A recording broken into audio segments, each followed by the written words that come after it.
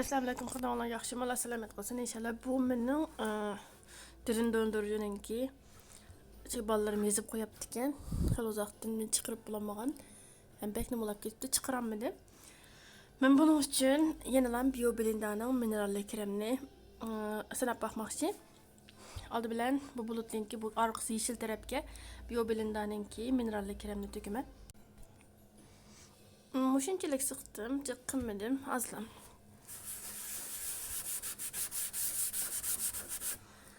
Köydanlar çıkıdı iken. Mana bu yer çıktı.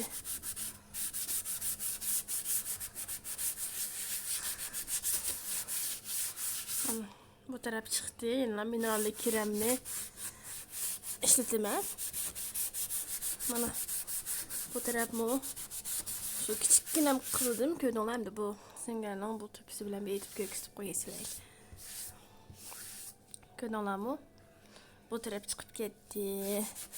Bu mineralli krem bilen sizler bu statronlarının tepsi yağlaşıp ketken yerlerini nemelerine insanlar buldu. Ama hiç kandak neresi bilen çıkarammagan idim. Bekle bulup gittikken. Mana mineralli kremden küçükken am sıktım köydonlar. Şunu onlarım çıkıp gitti. Bekle bir şey tüketmektim bunu ben. Ballarım hayt edip tükendik.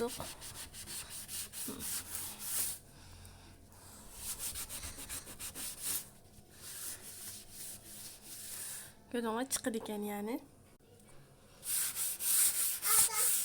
Mana köydonlar hemmesi çıkıp gitti. Mana.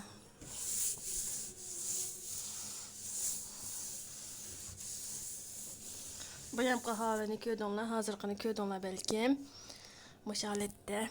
Beyaz eşyalar olan tazminsanlar. Hakikaten bek ünümü var. Ben adette toğlatqınımı, buzdolabımı şunu tazlayayım. İç kısmı eyneklerim bek bakız çıkırdı. İş kılıp hakikaten bek razı.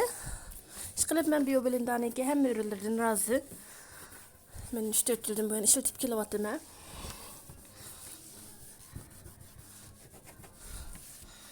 Köydonlar bana müşalette buldu. Bu zaten bu jobu bunu çıkarıp ettim ben.